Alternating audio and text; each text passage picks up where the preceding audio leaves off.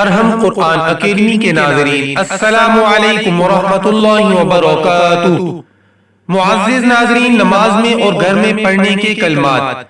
سیدنا ابو بکر صدیق رضی اللہ تعالی عنہ نے رسول اللہ صلی اللہ علیہ وآلہ وسلم سے عرض کی کہ اے اللہ کے رسول، آپ صلی اللہ علیہ وآلہ وسلم مجھے ایک ایسی دعا سکھائیے جس کو میں اپنی نماز میں بھی مانگا کروں اور اپنے گھر میں بھی مانگا کروں۔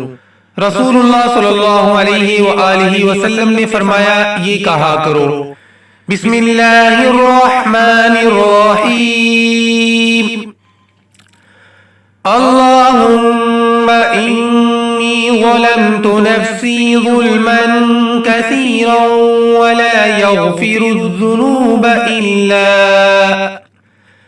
إلا أنت فاغفر لي مغفرة من عندك وارحمني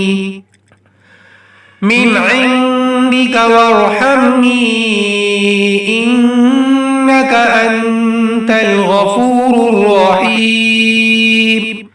ترجمہ، یا اللہ، میں نے اپنی جان پر بہت ظلم کیا اور گناہوں کو تیرے سوا کوئی معاف کرنے والا نہیں، سو اپنے پاس سے میری خاص مغفرت فرما اور مجھ پر رحم فرما، بلا شبہ تو ہی بہت بخشنے والا اور بہت رحم کرنے والا ہے۔